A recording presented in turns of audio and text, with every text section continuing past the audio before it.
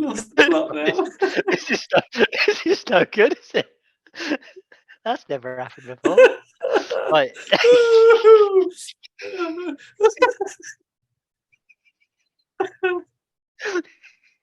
That has to be edited. Right, we'll just come back.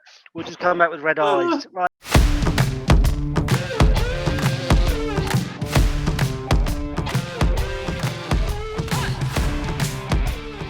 Here we go. We're back with another episode of Eat My Goal. It's me, Mike, and him, Dan, for episode 13, I think, isn't it? 13. Here we go. Excellent. And what a week it's been. Hey, Dan, the World Cup has started. The World Cup has kicked off in Qatar, controversially. Ronaldo, we are hearing today, has possibly been fired by Manchester United, mutual consent / fired. And most importantly, Portsmouth are continuing their pursuit of the Papa John's Trophy this evening. We're recording on the Tuesday. So what I've got to say to you is happy Palindrome Day, Dan. Today is the 22nd of the 11th, 22. Happy Palindrome Day to you, Mike. Thank you. How are you? I'm good, thank you. Excellent. Oh, sorry, still drinking. Yeah, right. Really well. Thank you very much. I didn't quite give you enough time to have a sip of whatever. I expected a more in-depth answer. So for those of you not familiar with the pod yet, where have you been? We've had 12 episodes, but plenty to go back and catch up on with the other 4 people who have watched some of those. This week we'll review the derby game that happened on a Friday live on Sky. We will look ahead to the MK Dons FA Cup game this weekend down at Fratton Park. We'll discuss our all-time team, which is this week will be centre-backs. We'll have a little quiz, got a lovely quiz set up this week. And then we'll finish off a bit of small tournament happened over in Qatar, shall we? It's early doors yet, but let's see how it's going. So, Dan, should we start with a moment in Portsmouth's history? A moment in Pompey history. Right, here we go. What I had last week. What did I have last week? I had something. I had when we drew 5-5 with Oxford. Yes. And it made me pull my posters down. So I thought I'd go for something a bit more positive this week. Okay. And what I've got is this with the old background. Here we go. It's a bit more fun. It's from the same year. It is. I think I touched on it last week. It's coming up any minute now. When it the suspense. There we go. The suspense. Here it is. Hey, it's Darren Anderton scoring against Liverpool in the semi-final. Yeah. So so this close. Anderton. I know, so close. I picked this moment because I think it's one of the moments from Portsmouth's history that was just the most in my era or in my time, one of the most exciting times to be a Pompey fan was this game when Anderton scored in the semi-final against First Division Liverpool. First Division, we were Second Division at the time. Was it Souness's Liverpool? Is that Souness's era? Yeah, that's right. Yeah, it was Souness. Yeah. And I think we'd finished. Where did we finish? I did have that somewhere. I think we finished 9th that season. So it wasn't like we were a top 1 or 2 side. We were a good team, but we finished 9th. Liverpool were flying high in the First Division, and it was a bit of a mismatch. But I don't know whether you remember both games. So the first leg was at Highbury. Yep. And we got all the way through to extra time, and 6 minutes into the second period of extra time, Warren Neal put a ball over from right back over the top. Anderton steamed through at the clock end at Highbury, put us 1-0 up. And then 5 minutes later, it all got ruined by an Andy Orford scythe down on the edge of the box. Lazy challenge, wasn't it? A tired challenge, yeah. John Barnes. Yeah, tired. Yeah, tired's a better description than lazy. Actually, you're right. And do you remember what happened with the free kick? The free kick kind of got to it, turned onto the post, didn't he? Yeah, hit the post, rolled along the line, and Ronnie Whelan just came and tapped it in. But I always remember something that I heard around that time was that Mark Chamberlain used to stand on the post when Pompey were defending a free Oh, kick, yes. Yeah, I've heard but this. Yeah, he'd gone off injured. So if he hadn't have gone off injured, we it would may have been have. us at Wembley Yeah. And do you beating remember who was in Sunderland. the do you know the other semi-finalist was? It Well, was a really Sunderland weak. against, was it Norwich? It was Norwich, yeah. Was it Norwich? Yeah. Yeah, okay. Yeah. So we were expected, because Sunderland were in the second division as well, and Yeah. Norwich were low first division. Sunderland beat them 1-0, I think it was. And yes, it was just a massive shame that we didn't actually go through. I remember I remember not being completely outclassed by Liverpool either over the two legs. Yeah. Yeah. And considering their team, which I'll tell you in a second. And in the second leg, we drew 0-0, and Alan McLaughlin hit the bar with 5 minutes to go of normal time from about 6 yards out. And then we went through to penalties, and it's the first time I'd ever seen Pompey in a penalty shootout. And do you remember how shit they were, the penalties? We actually lost 3-1. We scored 1 out of our 4. Didn't even get to 5. Didn't even get to 5 penalties. So wasn't one reminiscent of Roberto Baggio in the World Cup final 2 years later, where it's kind of like, which postcode area did it land in? No, I think well, Martin Cool missed the first one. I think he might have skied it. I'm not sure, or whether it was saved. And then Kit Simmons actually scored our second one. So the player you would least expect to score.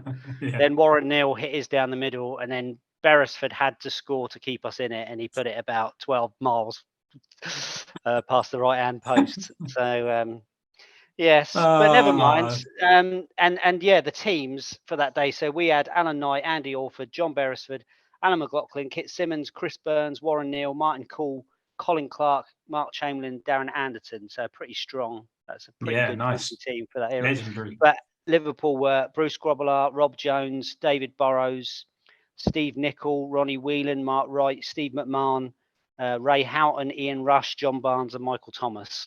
So that's a pretty decent team as well. Pretty decent. Yeah. And they would have won the league the year before as well, wouldn't they? So that was the year. Oh no, was it the year that Arsenal won in the very last minute? In fact, the year before. That was okay. Yeah. But of do you course, remember okay. Do you remember we beat Forest in the quarterfinals as well? Oh yes, yeah. Forest, and we beat them 1-0 at Fratton Park. When Forest were actually decent as well. That's right, yeah. And Darren Anderton, he had a stormer that FA Cup run. He scored 2 against Leyton Orient, 2 against Borough, and then the Forest game. It was 5 minutes into the game, and Stuart Pearce sided him down on the out on the right wing. Right, yeah. And I remember Stuart Pearce saying that he wanted to take Anderton out or get one on him early to let him know who the tough guy was. Yeah. And we actually scored from that free kick. I don't remember. Mark Crossley came out, caught it, and dropped it. Yeah, and, nice. Yeah. Unlucky psycho. So yes, we didn't go through. We didn't win, but it was a happy memory. I think happy just that goal. And I know people that were there. I was 15. I didn't get to go, but I remember people that were my age that went, and they still talk about it now and say how mental it was being at Highbury and watching us score. Wasn't long before. Was it the following season that Anderton then joined Spurs for what was quite a massive 1.6 million or something at the time? Was it the following year? I think the following year was when we got to the playoffs. I think, and I don't think he was with us at the playoffs. I think he'd gone by then. He was off. Yeah. Good player. I briefly met him once in Chiquito in Port Solent. Oh yeah. He was a bit of a dick. But it was shortly after he joined Spurs, actually, and I assume he'd just come back down to see his family or something. And our bartender, who knew nothing about football, didn't serve him quick enough or something, and then he just said, "Do you not know who I am?" And don't do that, mate. Don't do that. Oh. No.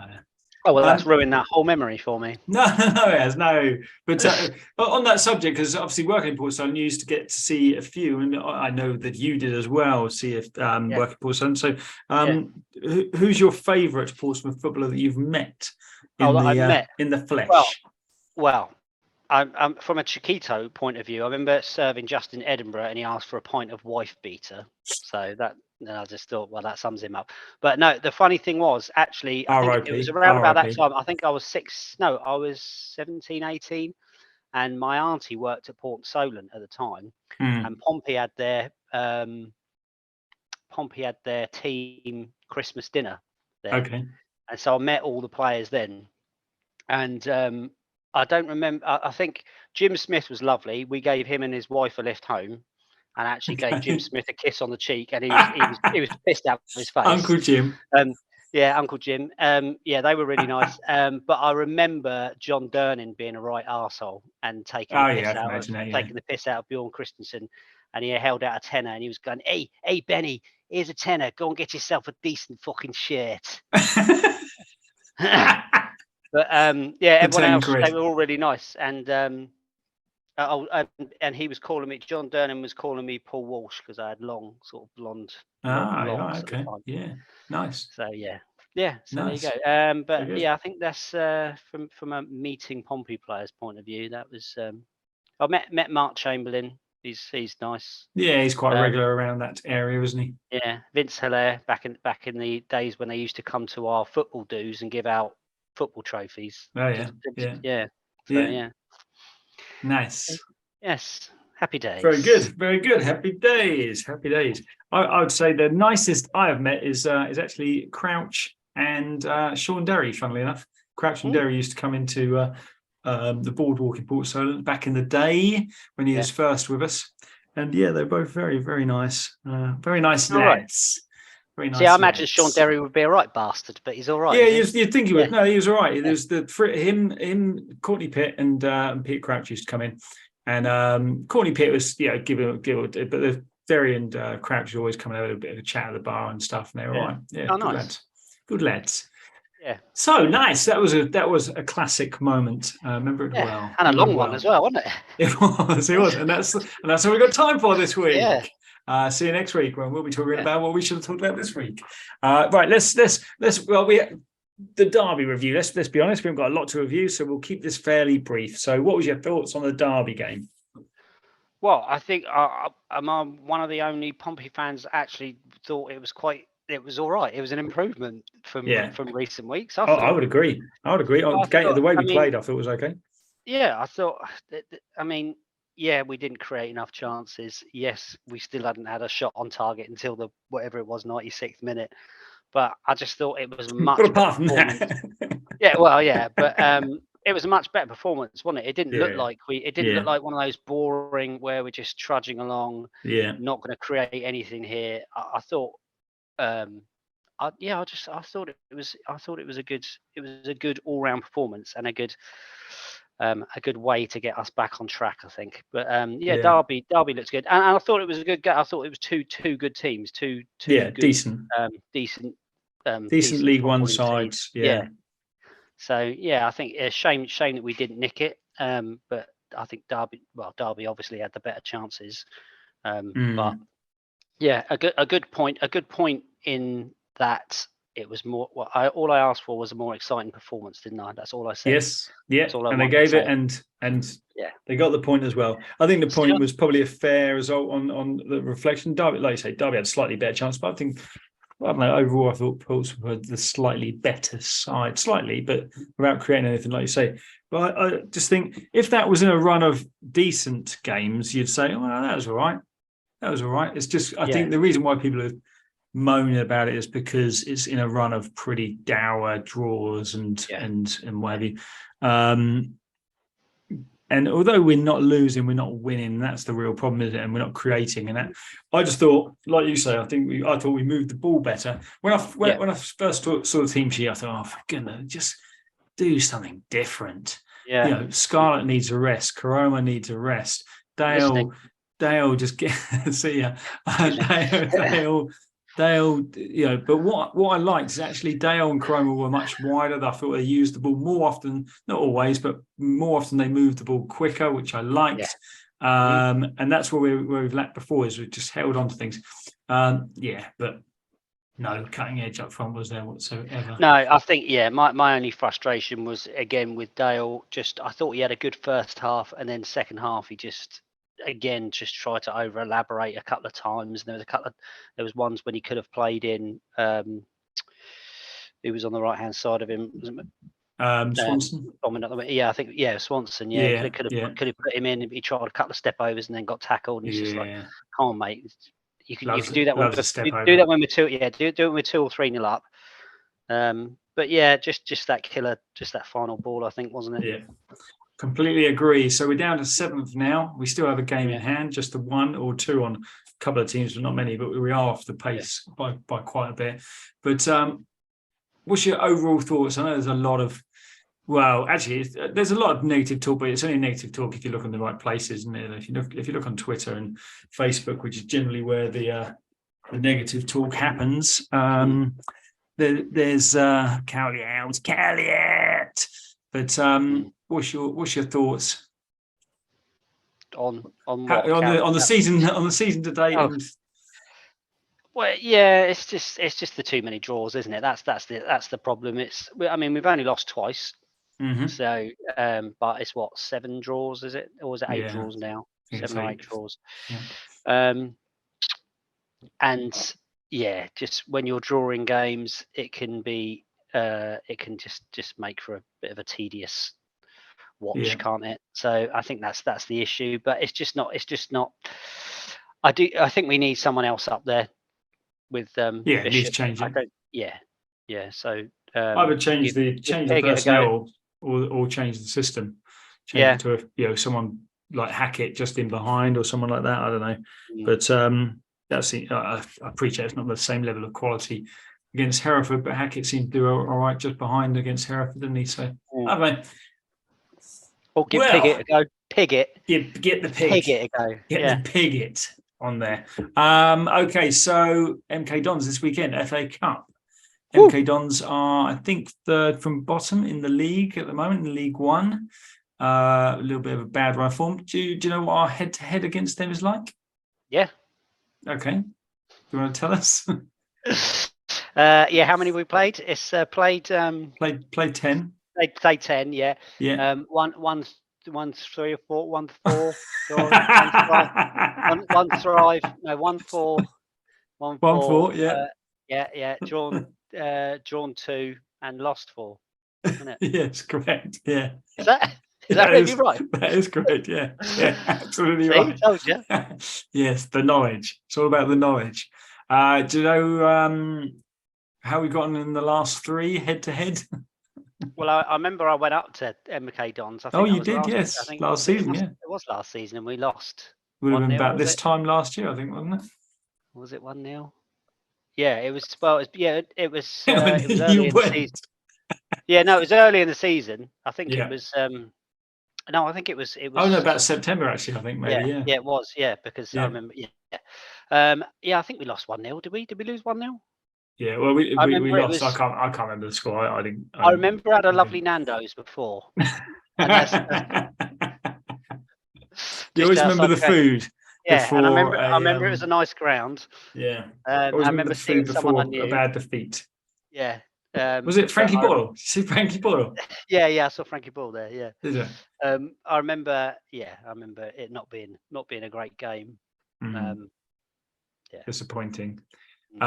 What do you think for this weekend? Then we won't go too much into. Hopefully, he might make a few changes, be in the cup. But obviously, he's playing a fairly strong side tonight in the game in the Papa John.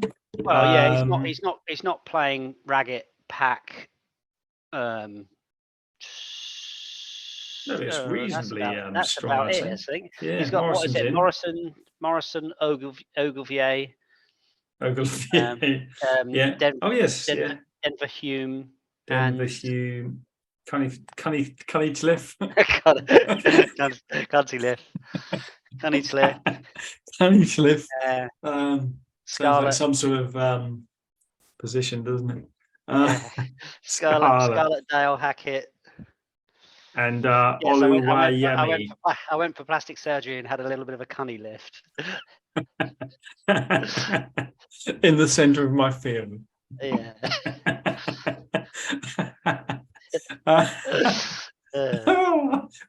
Funnily enough.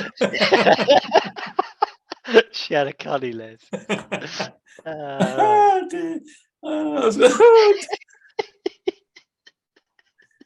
Lost the plot now.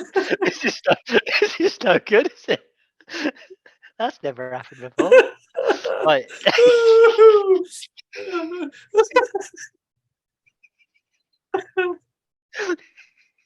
That has to be edited. Right, we'll just come back with red eyes. Right, okay. Yeah, red cheeks. I bet when nobody watches this, they'll be like, "What are they laughing at?" What are they laughing at? It's just because I was laughing because I was sitting next to me.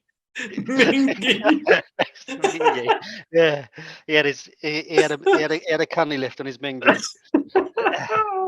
Right, anyway, composure. Woo! Okay, so what do you think for the weekend? Pompey, Milton Keynes, what's your prediction? Oh, man. What was my prediction? What did I say? I just said exciting. My prediction is let's go for a comfortable 3-0 win. Oh, nice. I like that. Yeah, because it's a I'm going to go for a win, but a less comfortable. I'm just going to go 2-1. I think it'll be close. Yeah. Yeah. Okay. 2-1 Pompey, Milton Keynes. This is the thing is, this is a big, it's not a big game, but it is a big game. The fact that obviously next round, third round, possible big draw, could be worth a lot of money. Yeah. Third round of the FA Cup can be worth to a club like us, like £400,000-500,000, couldn't it? Which for one game isn't a bad, especially home game against a big side. That'd be lovely. Nice. Let's do that and not get someone in our own division away from home. Let's not get Ipswich in the third round away from home or someone like that. Let's get a nice prem team, please. Yes, a nice top side who are having an off day, and it's an exciting game. Okay, speaking of prem sides, that leads us nicely into our all-time Premier League team. And this week we're talking centre backs because so far, Dan, who have we got in our team? We've got Schmeichel in goal. Mm-hmm. Zabaleta right back, and Patrice Evra. Evra, left back. Yeah. Evra. Yes. I love this game, or whatever it is he says. Okay, centre backs. Who we got centre backs? I've shortlisted 4. So I've got 4 as well. I've got 3 definites and then probably the same 4th as you. So shall I go through the 3 that I've got? Were you quite surprised though? I was looking through them earlier today actually, and I already had 3 of them in mind. And just the looking at elsewhere, I was thinking, well, actually, there's no one else. There is no one else. I think the 3 I had in mind were 3 that I had in mind since last week anyway. So I mean, the 3 that I've picked are the 3 that I had in mind. Okay, so go on, tell us about them. Yapstam. Mm-hmm. So stats or move on to the next one. What would you like? Go on, do some Stam stats. So Stam stats. Appearances only 79. Yes, but he surprising. Won 52 games out of those 79, which I don't know, 65.8% win rate. I'll take your word for it. And only played 3. I thought he was there longer than that, but he only played 3 seasons and won all 3. Yes, yeah. Won all 3 seasons. He did play 1 game in the next season, but I think that's when he was booted out, wasn't he? Shafted. Told to do one. Yeah, and then the next one I've got is Vidic. Appearances 211, wins 149, 70.6% win rate. 9 seasons at Man United. Again, I didn't think it was that many, but won 5 titles, won 2 Player of the Seasons as well. And then the third one I've got is Vincent Kompany, which 265 appearances, 167 wins, 48 defeats, and I thought that wasn't bad because he was at City for 12 seasons, won Yeah. four titles, and if you think the first couple of years, he won 4 out of the last 8, so the first 4 seasons, you know, would have been under the likes of yeah, Ericsson and Hughes, wouldn't they? Yeah, and he had a Player of the Season award as well, and 63% win rate. Ah, not bad. And then the last one that I haven't written down would be someone I wouldn't pick, but I think deserves a mention, and that's Van Dijk. But yes. The only reason I haven't picked Van Dijk is just because I think you need to have some winners' medals, don't you? And he's only won it once. Yeah, I think it's difficult. It's difficult to put someone in who's currently still playing, and I suppose already showing signs of being on a decline, having clearly been the best defence centre back, definitely in the Prem, possibly the world for the last 2 or 3 years. Yeah, he seems to be declining already, doesn't he? He was on a rapid trajectory. Easy for me to say. I'm going to chuck another name in the mix. What team? Well, Chelsea. Yeah, Chelsea. Yeah, go on. Is it Carvalho? Carvalho, one of those players. Yeah, old Auntie Margaret Carvalho. One of those players who, don't know, just it's a bit like a kind of Gary Neville type character. It's always a 7 out of 10, never let you down. Yeah. 135 games, 3 Premier League trophies. I didn't have. No, I didn't have Van Dijk. I've just said that. But what's quite interesting about Carvalho, Company, and Village, it's not that interesting, but I thought it was interesting just because it was exactly the same. They all have exactly the same tackle stats, 75% tackles won. I think either that's lazy Premier League or website journalism, or they just gone, no one's going to look at more than one centre back, are they? 75%. 75%. That could be lazy, because I did notice that Steve McManaman played in the 1992 FA Cup semi-final for Liverpool earlier on, not Steve McMahon, according to one website that I was looking at. And I thought, I looked at it a few times. I was like, Steve McManaman. I was like, surely he wasn't there in '92, but 75%.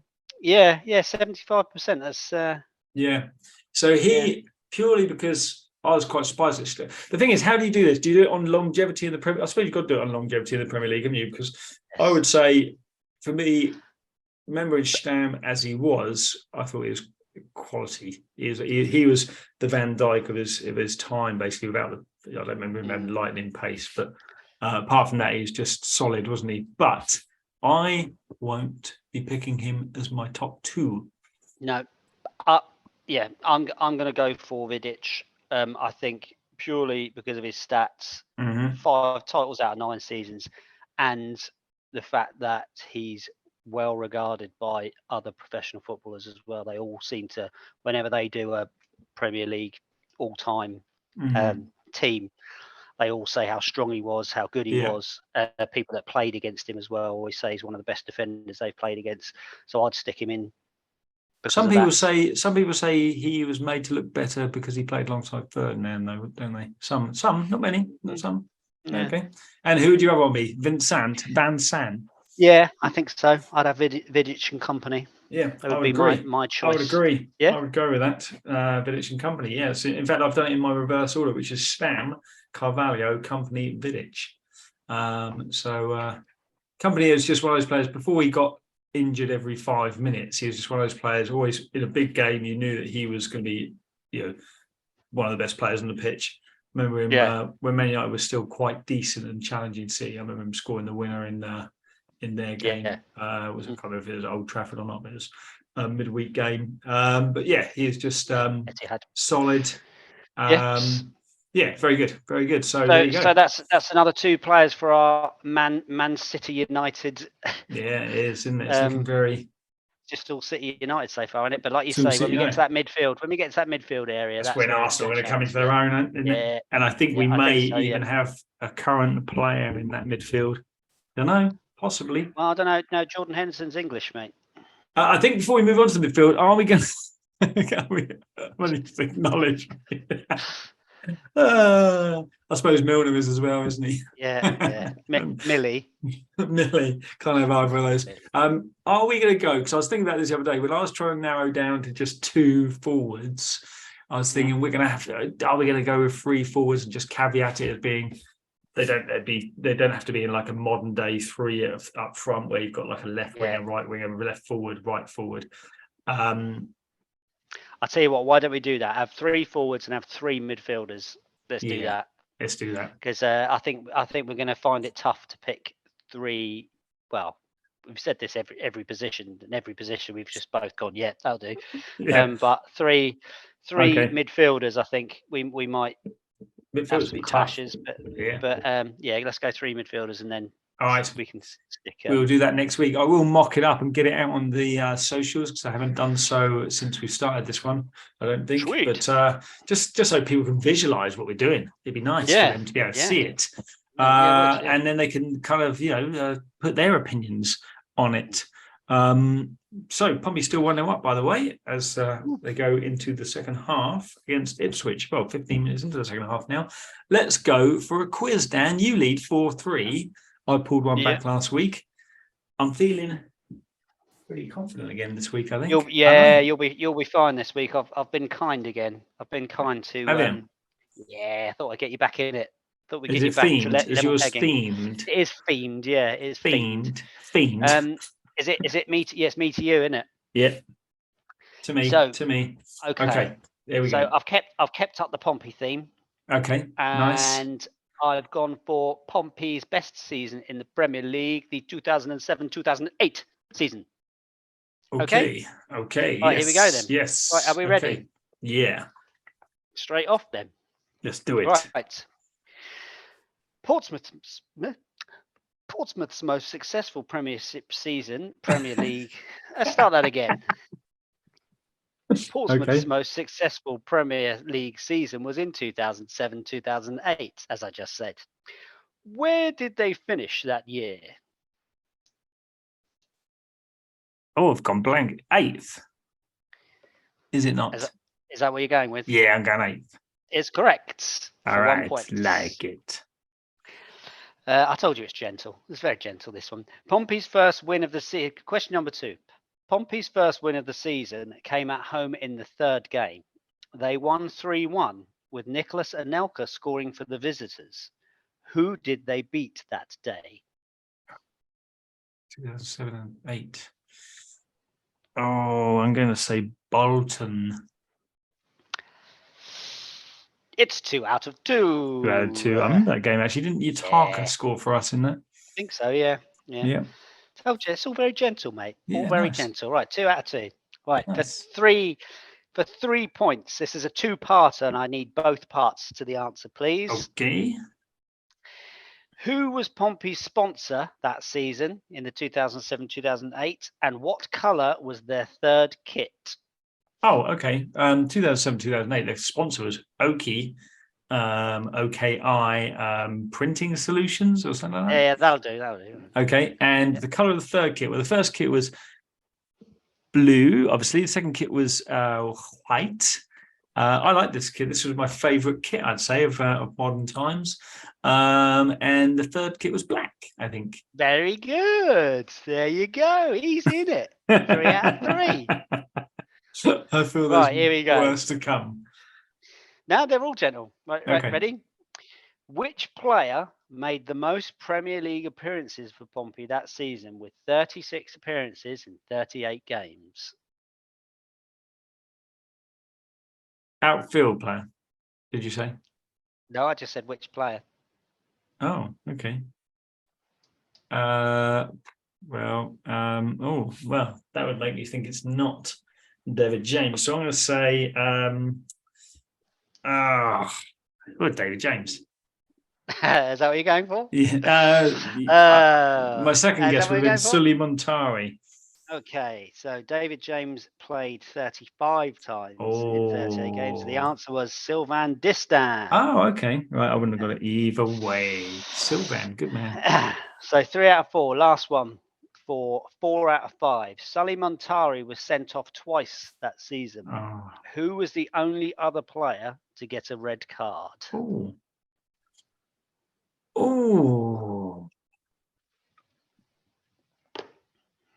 This was the season that Ronaldo got sent off at Fratton Park, I think, wasn't it, with Richard Hughes? I'm going to go for. Hughes didn't walk in the same game, did he? I don't think. I'm going to go. Hughes, go on, Hughes, Richard Hughes.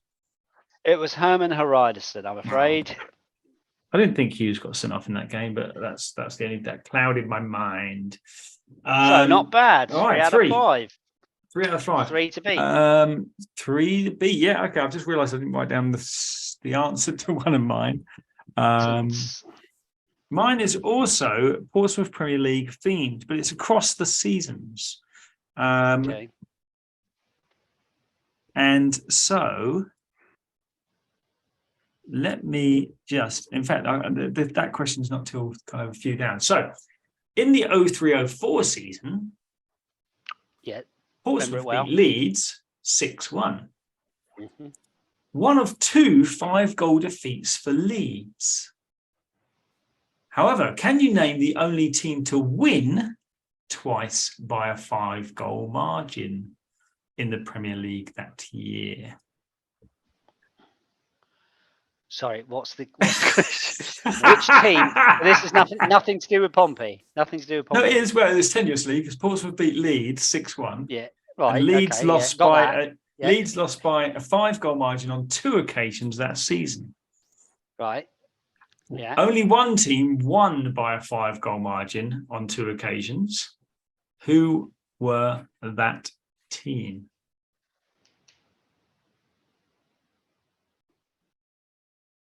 Right. Well, it wasn't Pompey because that was the only 5-goal margin they had. So I would say 2003, 2004.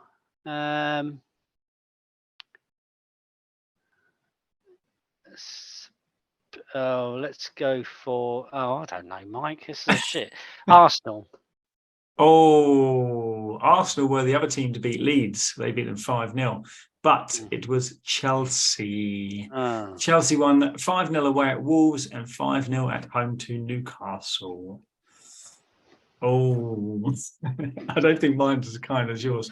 No, okay. I'll. Well, we know what happens next week. We know what happens next week. They're all guessable.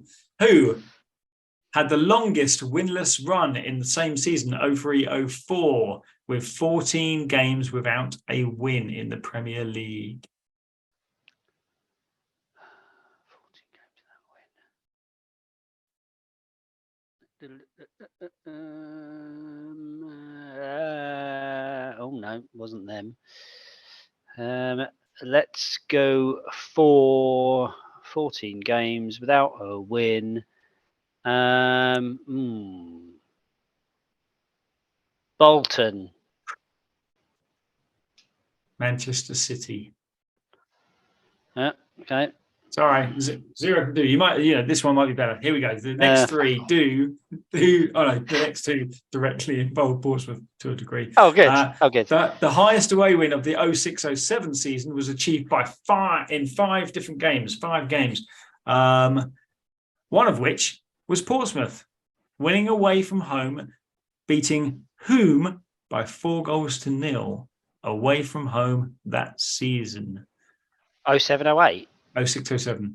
Oh, 06-07. Who do they win for? Oh, that just went, and then it came and went. 4-0. They beat. Right now, you can stop the clock on this one because I'm going to get this one. 4-0. They beat. 4-0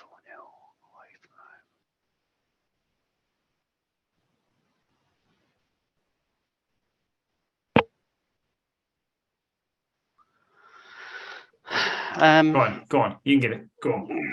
No, 4-0. Come on. I'll give you a little clue. We've also had a high-scoring game at home against these. Not Reading. I'd count out Reading, but we've also had a high-scoring game at home against these. It might even have been a final day game against them where we had a high-scoring game. in our favour. Middlesbrough Is correct. Yay! I got one. You got one. In 0708, we're back to 0708. Well, we're back because your questions are on that. Portsmouth qualified for the UEFA Cup due to winning the FA Cup. But can you tell me, I just need 2 out of the 3 other English teams to qualify for the UEFA Cup that season? Just 2 out of 3. 2 out of 3. 2 out of 3 for the UEFA Cup. Portsmouth qualified. Who are the 4 English teams qualified altogether? Portsmouth won. I need 2 names of the other 3 clubs. They're all guessable. One of them I'd say straight in.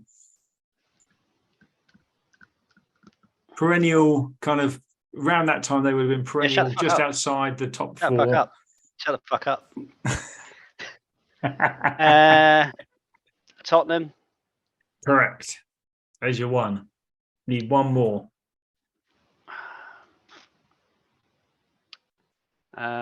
Let's go with. I think I'm getting clouded by current affairs, and I'm going to go with West Ham. I'll give you one more shout. West Ham were not one of them. Similar sort of status-ish to West Ham, I'd say. Although their fans probably would tell you they're higher profile. Newcastle. Oh, the other 2 were Everton and Manchester City, despite their 14. Oh, no, that wasn't that season, the 14 games that season. But no, that was much earlier. Intertoto's Cup was still going that year, apparently. Aston Villa qualified for it. All right. Thought that was back from the early 90s. Final one. On the final day of the 07-08 season, Middlesbrough recorded the highest win of the season. Who did they beat 8-1 at the Riverside? That was Manchester City. I know that much. That was Manchester City, indeed. Oh, 3-2, wasn't it? 3-2. 3-2. It feels a bit of a hollow victory, but I'll take it all the same. Yeah, you do. I'll take it all the same. Thank you very much. Right. Thank you very much. Thank you. 4-4. Similar one next week. Yep. Similar. There won't be a similar one next week. No, I've still got my players that have cleared the ball off the line. Right. The most times. Anyone who does listen to this on a weekly basis who has yet to see the vengeance will I guarantee. Clearances off the line. There you go. You're having that next week. I'm zooming right in on that when we finish. Okay, 4-4. Here we go. Be interesting. So let's talk the World Cup. The World Cup has started in Qatar. Obviously, a lot of controversy around the World Cup. Why it is? We're not going to talk about any of that. We're just going to talk about the football. Did you see the opening game? Yeah. Yeah, that was fun, wasn't it? Wasn't that good? Have you got a problem with the offside? You got any problems with the offside? Well, yes. Yeah, strictly speaking, the ball did probably go forward. I think it's one of those whereby in real time, it looked like he had the worst case scenario in the same, but I think it actually went backward, didn't it? Yeah, so therefore, he can't be offside if it went backward. I don't know.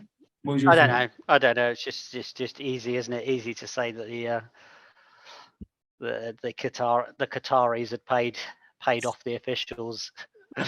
But I think if they're going to do that, I would have bought themselves some decent players if that was what I was going to do. Because do you think? I don't know. This might be a case or might not be. Once they were 2-0 up, Ecuador kind of stopped because I think Ecuador could have won that quite comfortably, couldn't they? Yeah. As in a good 6 or 7, if not more. Maybe they thought it was wise. Well, let's just stop at 2, lads. Just in case. Keep our kneecaps. Let's just stop at 2. Yeah. Fair enough. Okay, so but I wasn't impressed with either of those. It was a pretty dull opening. We expected a dull opening. However, the next game, England against the Iran. What did you think? 6-2, 8 goals, exciting. I thought the first 15 minutes, I was getting a bit concerned because I just thought, oh, here we are again playing the ball sideways and backwards across the back four, and we don't look like we can sort of break them down. It was quite. I just thought, please don't be one of those 90 minutes where we're struggling against a team of 11 defenders. But then once the keeper smashed his face in and went off, and then once that first goal went in, it was comfortable, wasn't it? It was sort of like they had nothing to defend. And then we just, it was just. I was surprised that so many people said before the game that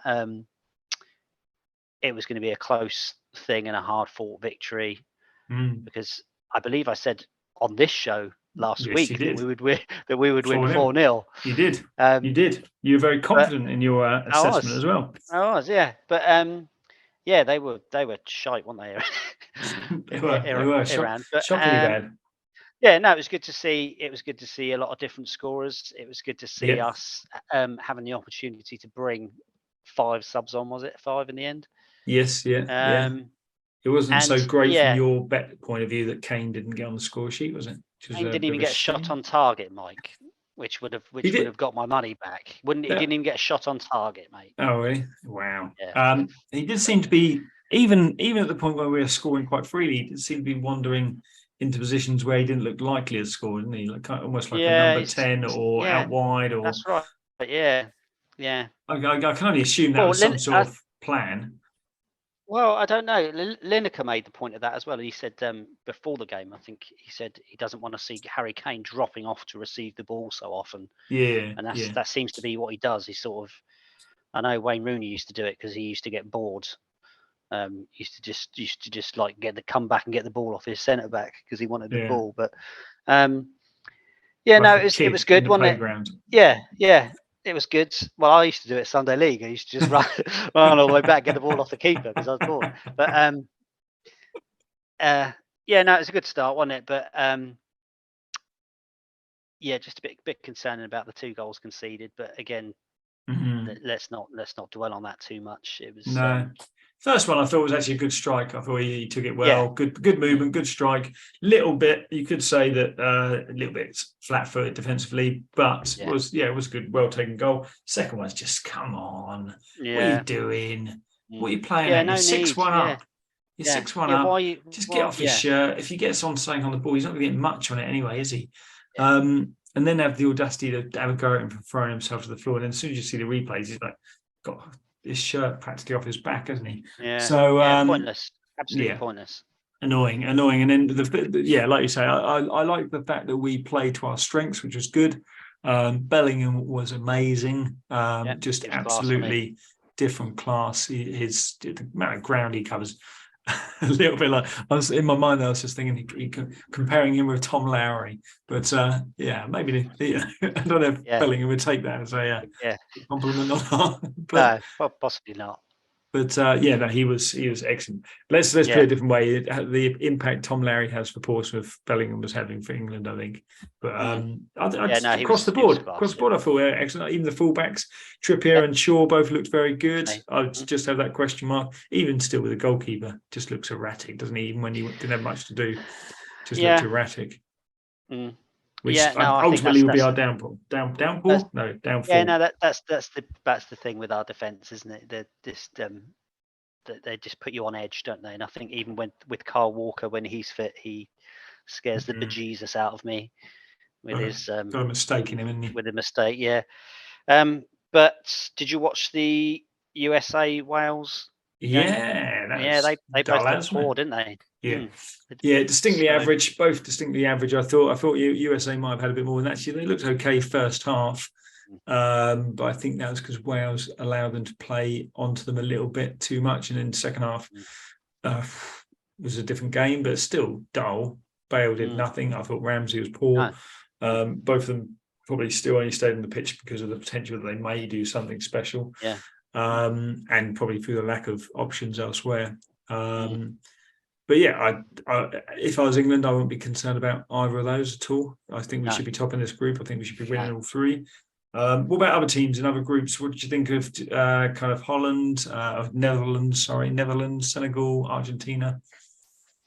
Well, Argentina, I thought I don't quite understand that so many people have been saying before the tournament, Argentina I mean, I thought they'd have a good chance to win it, yes, but people were saying Messi for the Golden Boot and Messi for the Player of the Tournament, and I don't know whether it's just the fact that I don't watch much French football, but has Messi has he still got it? I don't know. Is he still the player that he was? Because I just didn't expect him to come to this tournament and set it alight and be. I don't know why people still think that he's got that in him, that he's going to skin 6 or 7. Do you know what I think? I think it's because people are thinking, well, they won the Copa America and he's not done it at a World Cup yet, despite getting a player of the tournament. When was it last time out, or the one before that?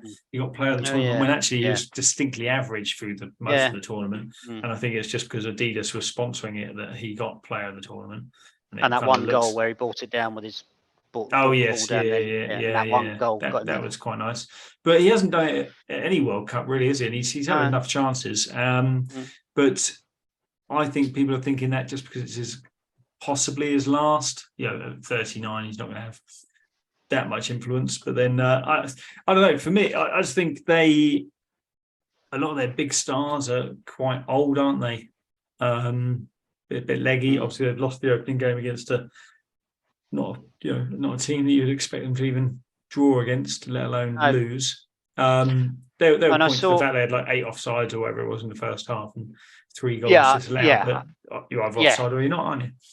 They should have been 2 or 3 goals up at half time. But I saw the news report earlier on, and they said, Saudi Arabia managed to stop wave after wave of Argentinian attacks in the second half. And I thought, well, I don't think that happened at all. I don't think Argentina didn't sort of create any great clear cut chances in the second half. It wasn't. They had a lot of the ball, but I was half expecting at some stage as soon as Saudi took the lead, I was expecting a Claudio Caniggia moment where he just gets sived down time after time. Was that in 1990 or 94 possibly? That was 1990, and it's just and if you are listening to this and you're not familiar with that situation, look it up. It was was it Cameroon they were playing? Cameroon, and literally jumps over so hard his boot took his own boot off. But it was the fact that utter filth. It was the terrible. He only got booked, I think, as well. Or did he get? No, red? He got sent off. Yeah, did he get red? Yeah, he got straight red as well, I think. Which is hard. Which back in those days you have to do something pretty serious to get a straight red, didn't you? But if you haven't seen the clip, just watch Claudio Caniggia against. There goes a bunch of boxes. Claudio Caniggia against Cameroon, 1990. Did we decide it was? Yeah, 1990. Yeah. Being killed by Cameroon, sived down by multiple Cameroon players, and eventually getting caught. I expected that. I thought they defended fairly well, like you said. They didn't create a massive amount, but they were chucking themselves out, and they were organised well. But what I quite liked as well is when they did get it out, they were not coming out in numbers, but they had 2 or 3 who were kind of quite energetic, closing down the Argentinians. To kind of stop them, so that was pretty good. But nothing so far. France tonight have won 4-1. First 10 minutes they looked average. The second 10 minutes. Well, obviously they went behind quite early, but I think once they went behind, they went up a gear and they looked like they could have scored loads before half time. Before we started filming, so France looked pretty good. Who else is there? Brazil is the only other team. When are they? Tomorrow, isn't it? I think. Yeah, everyone's saying they're good going forward. Are they that great defensively? Well, but it's Brazil, isn't it? It's Brazil. They've always got a good chance, haven't they? Germany still to play as well. Germany, Spain still there. Of course, Spain will be good, won't it? Spain will be decent. So I think we thought Argentina would be decent, and then look what happened. Indeed. And Belgium is still to play as well, of course. But Belgium, again, one of those that flatter to deceive, as they say. And also Uruguay. They might not be too bad. No. Is that your dark horse bet, is it? My dark horse, yeah. All right, okay. Okay. Is old Bitey still playing for them? Yeah, I think they've got the 2 penises up top, haven't they? They've got Bitey and Headbutty, haven't they? Nunez. Nunez and Suarez. Yeah, is that the new SAS? Is it the two penises? Yeah, the two penises. The Shearer, two Shearer, penezes. and Sutton and Shearer. No, we're talking Yeah. about Bitey and Bitey Butty, and Bitey and Butty, Bitey and Butty, yeah. B and B. Mm. Anyway, that concludes this week. Oh, no, it doesn't conclude. Final thing, just very, very briefly, we will talk. So just before we started recording, it was announced that Ronaldo has left Manchester United by mutual consent. Don't think anyone was surprised by that in the slightest. Maybe the timing is quite surprising, but who knows? By all accounts, it looks like he got fired, but whatever. Yep. I know you don't really care, but where do you think he'll turn up next? Do you want to know who the bookmakers think? Is it an English team? Well, they're Chelsea are second favourites as things stand, 4-1 Chelsea. Sporting, I know Sporting oh, are the really? favourites. Oh. Yeah. All right. So okay. Who knows? Yeah, I think if I was how old is he now? 37. 37. Christ. Yeah, just go and play in America or something. Just go and he's probably short of a few bob, isn't he? So yeah, I imagine go to America and play for 10 million a game or something, whatever you get out there. Because I don't know. He can't cut it at the top level anymore. I think that's my he opinion. will go because Sporting. No disrespect to the Portugal league, but whenever anyone says no disrespect, you're just about to disrespect them, aren't you? But it's not the best league in the world. I think he could probably still do a job and play every week in that league, and he'll get his Champions League football that he craves so badly. Because I assume Sporting are still in it, are they? I guess so. Yeah. So maybe I've just thought of one last quiz question for you, because I've just noticed this chap here. Who is he? This one here. Do you know who this is? I can't point to him because. Are you on about the Liverpool player? Liverpool player. He must have come on as sub. Go on. Who is it? Did he lately play for Portsmouth towards the end of his career? Is it Jimmy? Not Jimmy. You're thinking of Jimmy Carter. Jimmy Carter, yeah. I'll tell you who that is. I know who that is. I think it's Mike Marsh. Oh, really? Is it Mike Marsh? Do you remember Mike Marsh? I do remember him. I can't remember that. I can't see him that well. I'll have to check and see whether it is him. Looks more like Jimmy Carter to me. Let me see. It is Mike Marsh. Is it? Yeah. Good shout. Thanks. Good shout. Anyway. Who's that Jean-Pierre behind you? Oh, come on. We know that is. Yeah. Stay out of the sun, Mark. Yes. Anyway, that concludes our Eat My Goal this week. You carry on talking. Before you do that, I'm just going to put on my. I've got my Saudi Arabia kit in to commemorate their superb win today. All right. Okay, you go for it. So, if you'd like to get in contact with us, you can do so by emailing us at eatmygoal22@gmail.com. You can tweet us at eatmygoal22. And you can follow us on Facebook. Eat My Goal 22 is also the handle there. So send us some suggestions. Send us some ideas for Saudi Arabia kit. The dominant being a bit longer. But... Is that the Adidas one? Oh, yes, the Saudi Arabian kit. Yeah. It looks good. It suits you. It does suit you. It's yes, it's a real love one. it. It's not a replica. Is it match worn?